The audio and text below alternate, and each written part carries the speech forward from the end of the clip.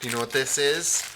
This is a pouch of Scooby-Doo gummies. Sorry, that wasn't a very ASMR intro, was it? Oh, I gotta show you something cool. So,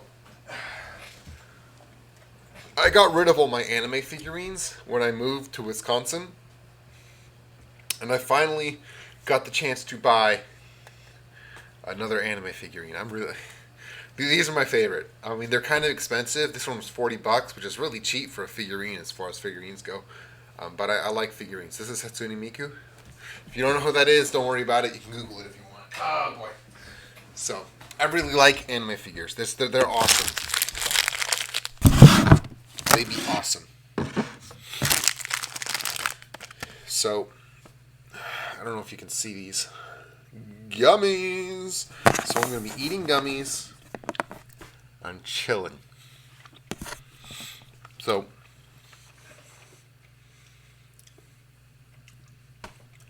my favorite types of games, are a genre called factory builders. A genre that includes Factorio, Satisfactory, and other games of that ilk. So, if you haven't heard of Factorio, it's the 4th best rated game of all time on Steam, according to the website Steam 250, which is a reliable leaderboard as to the best games in Steam history. So, Factorio is number 4, along with Portal 2, The Witcher 3, and Stardew Valley, and Terraria. So you get the pedigree this game has. It came out of early access last year in 2020, and is an absolute behemoth of a game. In Factorio, you start the game like you're playing Minecraft. You mine for resources, and you mine stone, and you craft stuff. Well, the thing is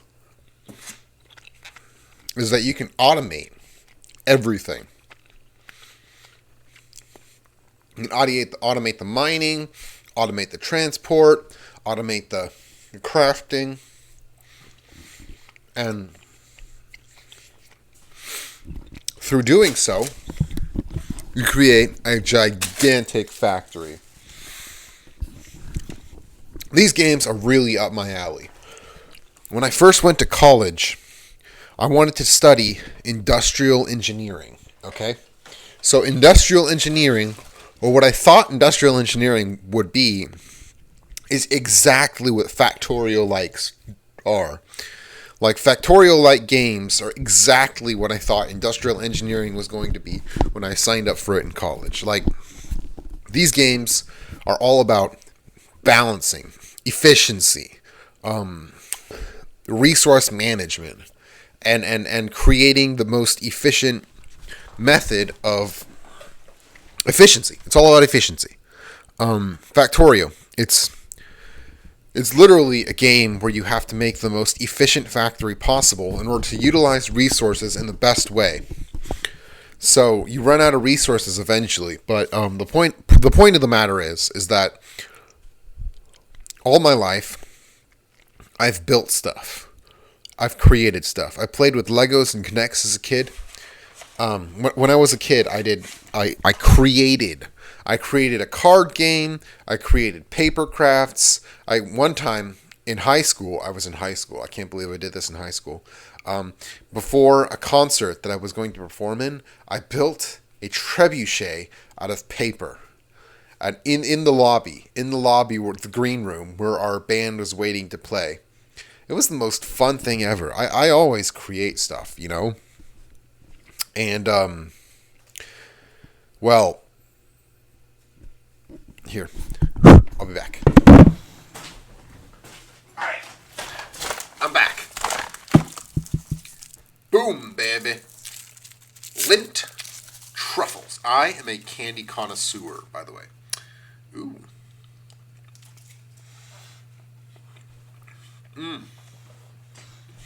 Yeah, someone asked me to do a candy eating video. video. And that's what this video is.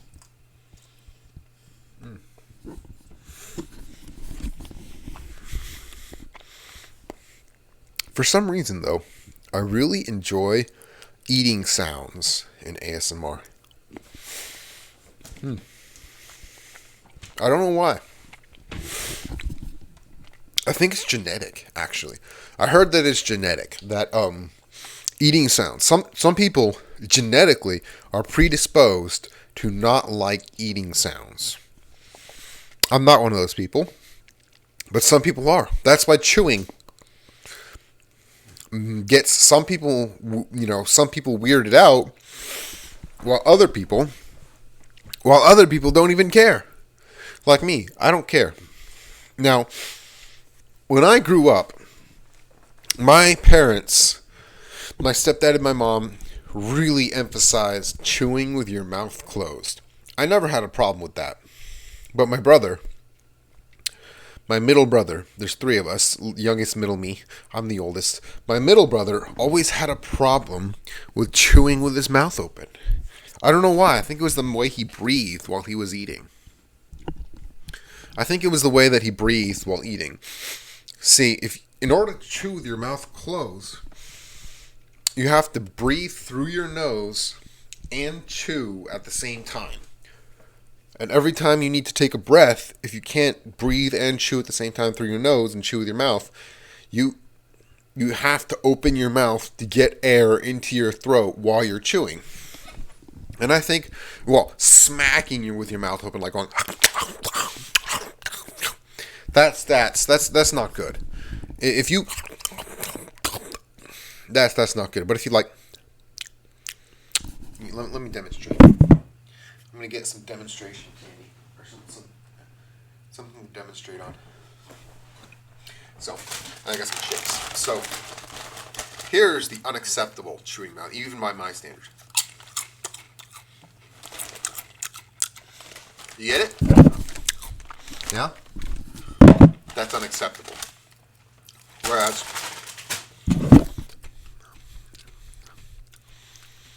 that's acceptable. You see the line? One of them is just degenerate. Like, if you chew that way, you are probably, I don't know. I think it's degenerate. There's a line that's crossed when people go.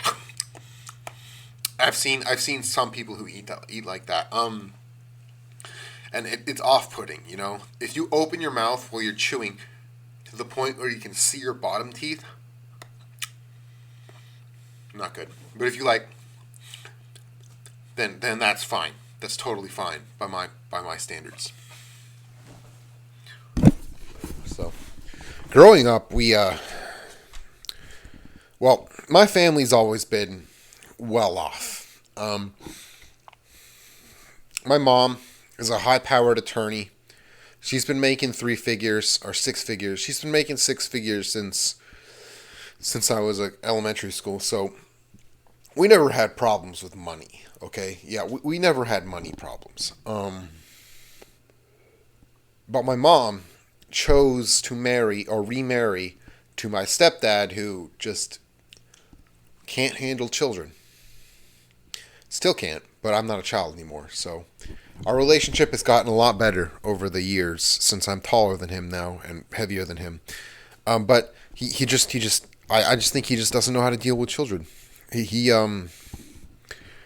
was abusive. Let's put it that way. He wasn't very abusive, but he was abusive. And it took me a long while to overcome the trauma of my stepdad being abusive. Although my real dad is also an abusive person. They both, the only strong constant in my life, the constant good, has been my mother.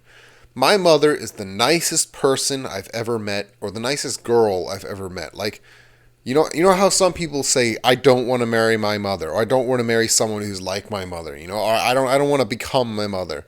I think my mother is my benchmark as to, obviously not like physically, but like, I want someone in a relationship. I want someone who is kind and caring and into and invests in the relationship and is a nice person. And that's exactly what my mom is. Like she's nice. She's just a very nice person. And so she sets the standard for how much. Well, here's the thing. I haven't had a girlfriend since I was 15 and I am 24. I'm not gay. Nah, I'm just really bad at socializing. I'm really bad at that. I'm really bad at socializing. Like, I don't feel bad I don't feel lonely. I really don't. I really don't feel lonely. I've been single for so long that I kind of got used to just living on my own. I think it was like George Carlin who said that the most dangerous thing you can be is single for a long period of time, because then you get used to the freedom that it allows you, you know? And like, there are attractive women out there that I would like to date, but they're either taken or the context is just weird. Like there's some coworkers I have at my work that are, they're cute, but they're in relationships. And I don't really mind. It's fine. There are plenty of fish in the sea. Obviously you're not the one for me. I'm just gonna move on. Swimming. Just keep swimming. Just keep swimming. Anyways, so I guess I should start talking about like my perspective on romance. So, I believe psychologically that most people suffer emotional wounds during childhood through the inattentiveness of their parents. So no parent is able to completely fulfill all the needs of their children, emotionally and physically. Even if they're good parents who do their best and are capable of doing their best. Okay? So every kid has some sort of deprivation as they grow up. And these deprivations, they influence how that kid deals with their significant others or their in relationships in the future. There are 3 types of relating. Stable, anxious avoidant, and oh man, I went to school for psychology. I can't believe I forgot this. All right, so you got stable connections, you got anxious avoidant connections, and you got ambivalent connections. Yeah, that's it. So you got standard, anxious avoidant, and ambivalent. Only about 30% of people are healthy in their relation experiences. That's the statistic that has been researched. 30%. 70% of people are either anxious avoidant or ambivalent. So anxious avoidant people are very clingy, while ambivalent people back off and are icy cold when it comes to relationships. So there are two sides of the same. Okay, so people who are anxious avoidant had parents who were often away, unavailable emotionally. And so the child spends their entire childhood reaching for their parents' love and affection and attention and never getting as much as they want. And so that's why in relationships they're always afraid that the other party will leave or won't give them what they want. Meanwhile, ambivalent people had parents that were very overbearing and very emotionally draining. And so their fear in a relationship is that the other person will drain their emotional energy like a vampire. And so these two forms of relating,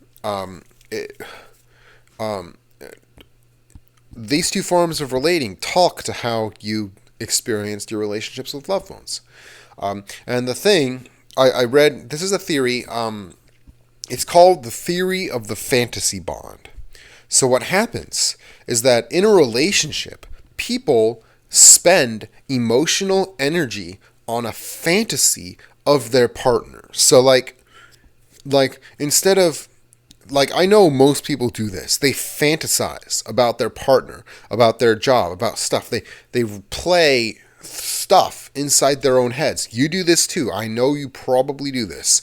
You play through scenarios in your head. I used to do this where these scenarios, they cause a physical reaction in your physical body. You're stimulating your emotional, you're stimulating your own emotions through the experience of fantasy. And that's called the fantasy bond. The problem is that the fantasy person you have in your head most often does not line up with reality. So you can fantasize and love someone in your mind and fantasize about them loving you and you loving them. But in reality, you're really bickering with each other all day long. So you bicker and then you fantasize and then you bicker and then you fantasize. And the problem is that some people are unable to separate the fantasy from the reality. And the fantasy bond is the way for the... So this doctor, his name's Dr. Firestone, he came up with a theory that when a child is unattended during an emotional, when they have emotional needs, they suck their own mental thumb. So, like they have, if they cry at night and their mother takes a while to come, then the babies figure out how to feed their own emotional machinery. Like their machinery feeds itself. So they imagine the mother coming in and feeding them.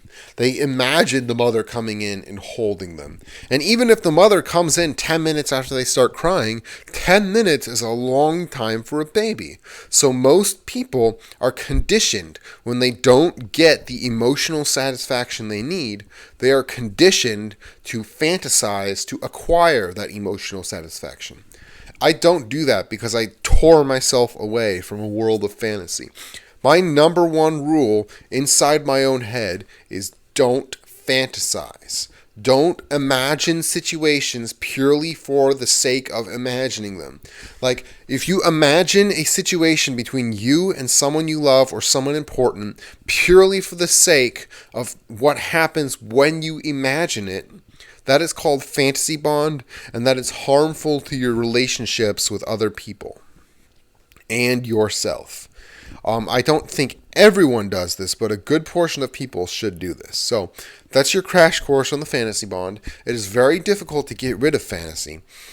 Another thing called the voice. So when your parents teach you, or when your parents try socializing you is the better term for it, their critical voices will embed themselves in your psyche. And what you can do is you can draw out the voices of your parents from your own head by speaking about yourself. Okay, so you have these thoughts where you say, I blank. So I'm an idiot, or I'm stupid, or I am a dumb person, or I am a mean person. You say these things to yourself. But what you should do is rephrase the I to you, and it externalizes the voice of your vindictive parents. So what happens is a parent has an emotional defense system, and subconsciously through the daily interactions with their children, they pass an evolved version of their emotional defense system onto their kids. And this emotional defense system could be maladaptive. Some emotional defense systems are actually good for functioning in a normal society, but other defense systems are maladaptive. And these maladaptive defense systems manifest themselves in the form of angry voices in your head. You think it's you saying, I am a screw up. You think to yourself, I'm a screw up. But no, you're a screw up. So what you say is instead of saying, I'm a screw up to yourself, you say, you're a screw up. And you imagine who's telling that to you. Thus, you will separate the vindictive emotional defenses from your actual core self. And this will allow yourself to develop further. So, what you should take away from this is that what goes on inside your head is known. It's known. It's a known quantity what goes on in other people's heads. Or at the very least, it is a somewhat visible quantity. You can fight, you can change how you interact with other people and with society through self-reflection. That is the most important point of what I'm trying to talk about. You can change yourself through self-reflection and effort. And then you can become a better person and become actualized. Actualized is very good. Anyways, I hope I entertained you tonight, and thank you very much. I'll talk to you on Saturday.